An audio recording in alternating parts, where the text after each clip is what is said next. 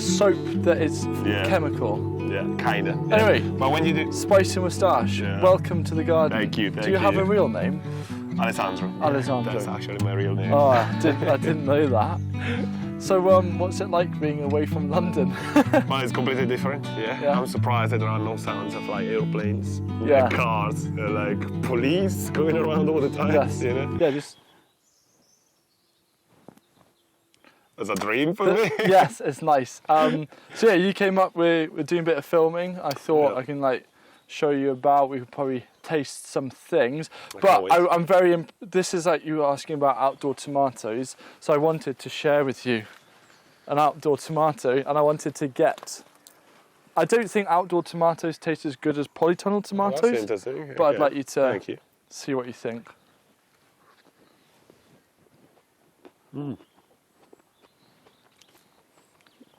The skin is a bit more tough, I think. Yes, they've got to be. Probably They're outdoor. resistant. Yeah, that's true. But it's still really good. Yeah, I think I'll stick to polytunnel tomatoes. But we have got a bit of fennel. I know how much you love fennel.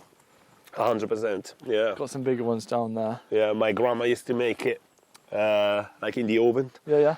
With bechamel and like parmesan and wow, that was so good. Do you do anything in particular with the fronds? Like, to be honest, not really. Like, yeah, I mean, it's like a dill replacement. Yeah, exactly. Yeah, you use it like an herb. But yeah, other than that, yeah, it would be cool maybe to dehydrate it, experiment with like using the powder, you know, to add a bit of. So this is Golden Everest raspberry. Wow, that looks amazing. Like a nice autumn raspberry. We'll see what you think.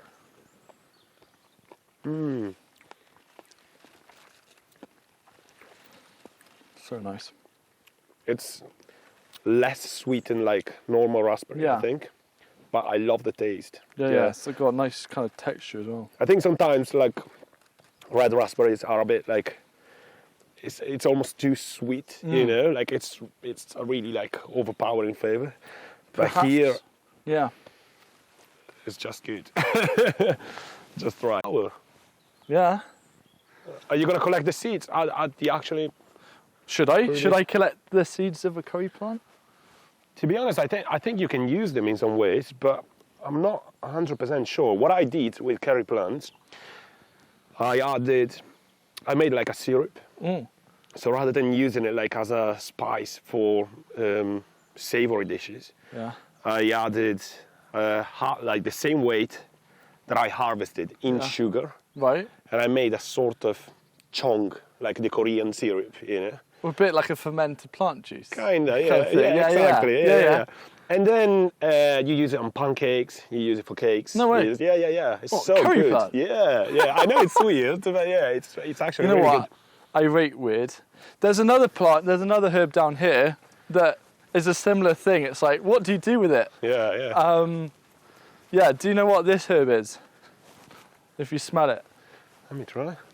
Ooh. This is new to me this year. It's a mix of anise and licorice, I think. A bit like cola? No. No, this is called cola plant. What? I can tell now, yeah. Yeah, it's like once you hear it. But yeah, we've been... What do you use this for? Well, that's what I'm making Sam work out. Oh, nice. What have you done, Sam? You've tried a couple. Oh my God, I can taste it now. Really? What? Afterwards. Trying to like find a way of like infusing, because it's quite bitter. Yeah, I can. So it's trying to actually infuse the aromatics into some kind of like liquid or something, but yeah. It's a really strong flavour. Whoa. Yeah, just the bitter. Oh, nice. And what about making a soda with this? Yeah, that's my next. Nice. Yeah. With ginger bark or something, right? Yes. Yeah, nice. The taste of that, oh my God. Yeah, are you going to be okay? Yeah. Do you think you'll survive? Yeah, I will. Front page BBC News. World famous gardener. World famous, oh my. In hospital after eating cola. Right. Plant. Quinoa. It looks beautiful. Yeah. I haven't grown it like this before, this variety. But I'm interested to see how it turns out. Yeah. Because are you quite into your grains? Yeah, 100%. Like Rather than quinoa, I grow a lot of amaranth. Yeah. I think amaranth is super versatile. I use it for porridge. I pop the amaranth seeds, Yeah. and then I use it as a sort of couscous, kind of. Yeah, of course, yeah. But quinoa, I never tried because I thought that you need like quite a big space to grow it. Yeah. But, yeah. That's what they. Well, apparently, if you want a usable amount, you need loads and loads of it. But I'm gonna be curious to see if there is anything usable from these plants, and I'll let you know. Yeah. And what about the leaves? Well, that's it. It's like you can eat amaranth leaves, and you can. We grew a different type of quinoa last year, and I was eating those leaves. I think, like the young. Yeah, it tastes Oh just. wow! Yeah, it's nice. It's like a bit of spinach, right? Yeah, it is. Yeah. Yeah, because grew a different quinoa last year, which did quite well. But the leaves were really nice. But yeah, Amazing. it's a cool little plant. Rose hips. This is Rosa rugosa, so it's like more of like the wild type. But I've been like kind of having a bit of a, because you've got to be careful when you're trying rose hips. You don't want any of the hairs. Yeah.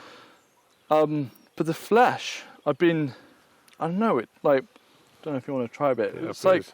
it's almost like a sweet tomato kind of vibe. So just the outer flesh. Just the outer flesh, yeah. Yes, yeah. What? Quite nice, isn't it? Yeah, it is 100%. So I'm quite excited to see what we can do with that. It reminds me of tomatoes so much. You're Yeah. right. Yeah. That's amazing. And you can use this for tea, right? Mm-hmm. I Tea, got- all sorts. Yeah, I got a plant growing at the allotment, Yeah. but it still has to produce anything, honestly. Yeah. We got just the flowers. But one thing I asked Sam is maybe making a rose hip ketchup. Wow. Whoa. Because I've just had one of his beetroot ketchups, which was very nice. Went with my loaded wedges, and it's just like absolutely perfect. Yeah. But yeah, I think it's a nice combo, sweet and sour. yeah. But also, this has like a really, really nice scent. Oh my god. And then I love this. we You can- could extract something Yeah. from the flowers, right? and you can just eat the petals. as Yeah. well. Let me try. There's a little bumblebee in here. Oh, so sweet. It's fun. Have you tried this variety? It's honeydew. Honeydew, I don't think so.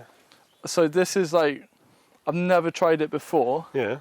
and I have to say, I've been rather impressed by it. It's quite. Oh my god. Yeah, I was not expecting something like that. isn't it amazing? Oh my god, please, thank you. I got loads of these in the other polytunnel. You know what? Yeah. I'm gonna do Oh yeah. combo, of course, right? I'm glad you're one of those. I think I never tried a tomato that was so sweet in my whole life. Yeah. It's literally like honey. Yeah. I had Benedict from Grow Veg come. Oh right, yeah. I gave him one of those, and he was like, "Yeah, sweetest tomato ever." Well, I'm gonna grow it 100%. If you want, I can give you some. I can either save seed, or I can give you some fruit, so you can go and save seed if you want. Seeds or fruit, Yeah. either way, sounds great. And well, you're going on the train later, so maybe I can get a little punnet for you both to Oh God, enjoy. please, man.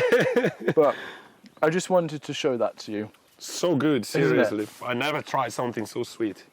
I don't remember the exact name. I think it was yellow currant or orange Really? currant or something like that. Yeah. And they produce like a lot of really small tomatoes. Right.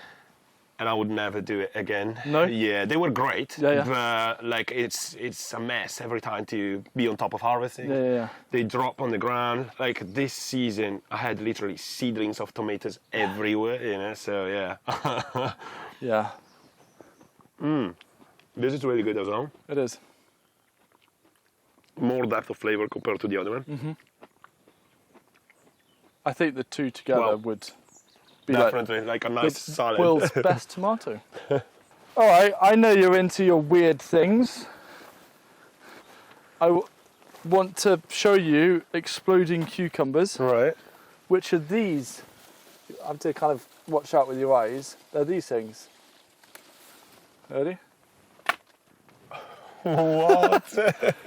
Feel like the pressure. sorry. Like, Oh my god. so these you eat them. You can eat this. It's when they're smaller. They make like a really. You can eat that. Okay, it's like a really nice pickle that you can do. But when they get too big, these are all self-seeded. So we grew them last year and they just went absolutely everywhere. So yeah, flavour's pretty cool. But when they get to a certain size, they do explode. Like this isn't quite ready enough yet. They usually go lighter in colour. But the seed packet, I mean, this is like, don't do this at home, kids, because the seed packet says you've got to wear goggles around them. But I want to try and show you I'm going to find one that I can get some. I'll give you some seed. Amazing. Because. But you actually hear like the sound when they pop like in here? Yeah, it just popped in my hand there. This here is the seed. Oh my god. Isn't that cool? What? I've never seen a seed like that. I forgot I got cucumbers growing in here as well. I mean, those, they can like travel like 20 meters. And so sometimes when you're in here, you hear a pop. And then the other side of the polytunnel, you hear a little. Because the seed has gone up it. That's an amazing way of like self-seeding themselves. But they have self-seeded. So they might take over, but they're a lot of fun. Yeah. And I was just curious, it's because it's towards the end of the growing season, and I always love to hear what like gardeners are going to get up to. So what are your plans over winter? Well, for now we're still picking up stuff from the garden and everything is still going.